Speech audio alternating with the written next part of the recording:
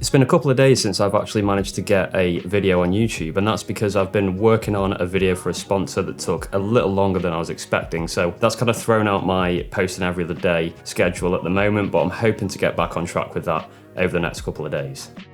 And I have to be honest, having 2 days off without an upload was actually a really nice feeling, because it can be quite nerve-wracking uploading videos to YouTube. I often hope that I've hit the right topics and talked about the right things, so that has kind of made me think about the time that I'm uploading my videos as well, and I'm hoping that I can start moving them to a bit earlier in the day. Usually they go live at 7 PM my time, so that's right at the end of the day, and then obviously I'm jumping on answering all your comments, spreading it across social media, etc. So my days are extended far longer than I want them to be at the moment. I'm usually filming videos all day, and then in the evenings I'm having to do the work with the comments and the distribution of my videos as well. So in the near future, I'm hoping that I can start uploading around about 4 o'clock. Then that gives me a few work hours to respond to the first comments coming onto the video, and then hopefully I can enjoy my evenings a little bit more again. So I will have to get a little bit ahead of the game in order to be able to upload at those times, because it's really difficult to make a video and upload it by 3 or 4 o'clock. So hopefully those changes will be coming very soon, so look out for earlier drops from me. I'm hopeful that they're going to have some positive effects for me in my life. It's quickly getting towards the end of August, and I've had my sale on for the whole of this month. So this is just a quick reminder to say you can jump to my shop using the links in the description,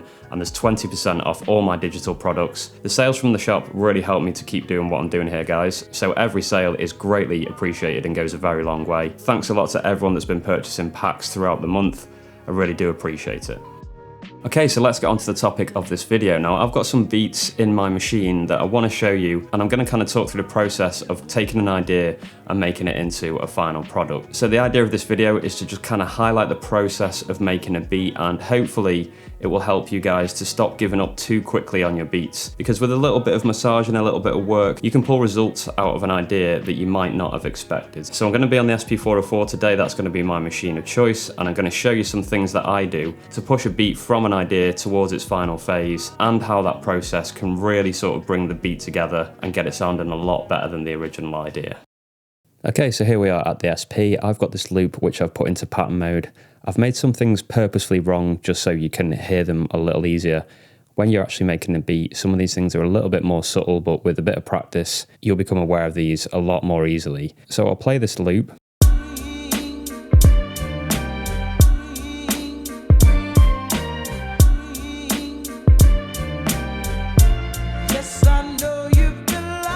Okay, so immediately I would say the kick is too loud, the snare is too quiet, and the hi-hats are too loud as well. Now, you can mix these as you're going along with a pattern, which makes it a lot easier. I'll just go ahead and make those changes now, because it'll be difficult to do that whilst I'm talking over the top. So I'll adjust the hi-hat level.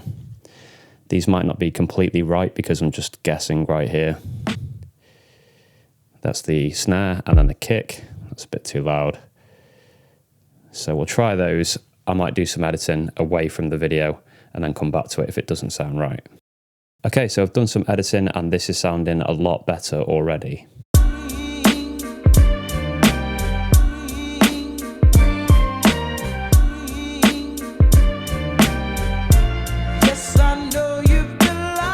So that's the first thing you should look out for really when you're trying to push an idea along. If you think the idea isn't very good to start with, you can start looking at the levels and improving those. Next, this is something I do with pretty much every beat. The chops that I'm using are all in a mute group. So if I play one and then play the next one, it will cut off the previous one. So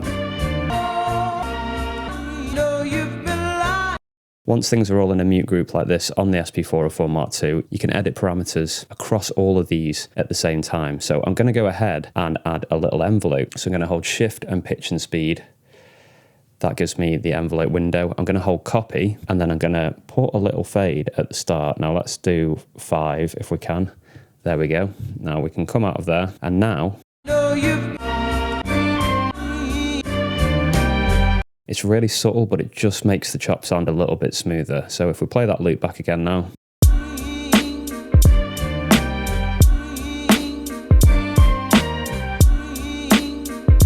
Okay, that's sounding a lot better now. Nice and smooth chops. The levels are sounding good. The next thing I'm going to do is apply my bus 3 and 4 effects. So I'm going to go to Shift and Effect Settings. I've got Compressor and then 303 Vinyl Sim.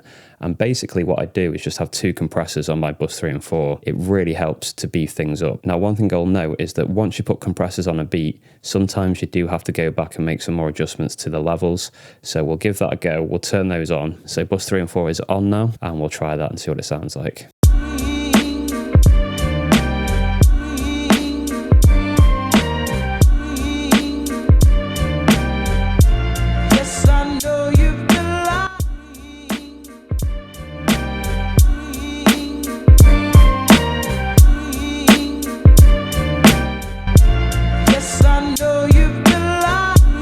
I love that combination. I think it really helps to pull things together, and that's sounding, again, another stage better than the original idea. So now I'm going to go ahead and use my bus 1 and 2 to add effects to the samples and the drums independently. So I'm going to put some 404 vinyl sim on the chops. Let's change the frequency a little bit. We'll add some noise, but I'll do that in a minute so it's not over the video. And we'll add quite a bit of flutter as well. I love to add some flutter on my samples. It adds that kind of tape vibe to them. And then for the drums, I'm going to go to bus 2 and put isolator on. And I've got my isolator set up like that. We'll see how we get on with the sound of that. So we'll go back into pattern again. And now let's listen to that. So we've got both the compressors on bus 3 and 4, that's basically on the master chain. Then on the samples only, we've got vinyl sim, and then on the drums only, we've got the isolator.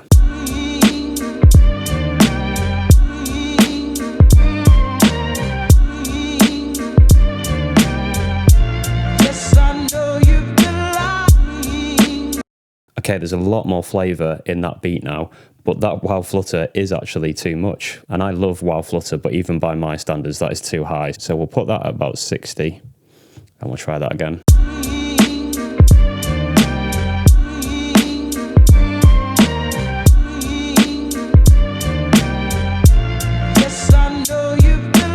And that's added a lot more flavour to the beat. I would say that the snare is still a little bit too loud, so I'm going to adjust that now. It's probably after I've put those compressors on, so we'll bring that down to about 70.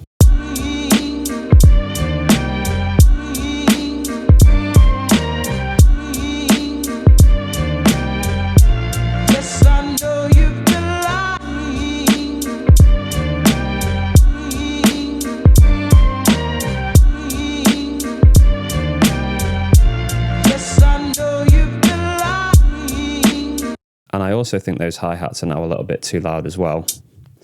So we'll lower those to 70.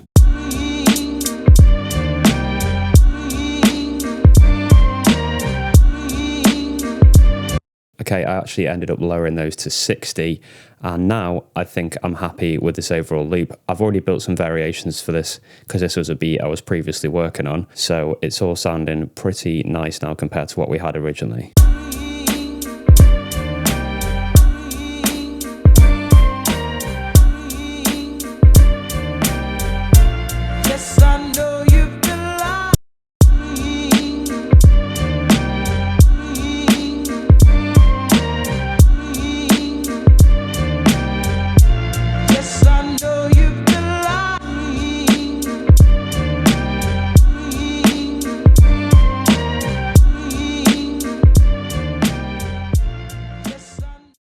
So there we go, guys. Sometimes we have to spend a little bit of time massaging our beats, working on the levels, doing those tiny little changes to make everything sound a lot better, and it can turn a bad idea, which you might be tempted to give up on, into something that's sounding like a nice, tight and finished beat. I think this comes a little bit with experience with beat making. It's all about trusting the process and knowing that even a basic idea can end up sounding a lot better and a lot thicker and warmer once it's gone through the process. So trust those ideas that you've got. If you do find yourself giving up on beats quite easily, give it a little bit more time. Experiment with those things that I mentioned on the Mark II. You've got your levels, you've got your effects, you've got the envelopes. All those things can help bring an idea together and make it sound really, really nice.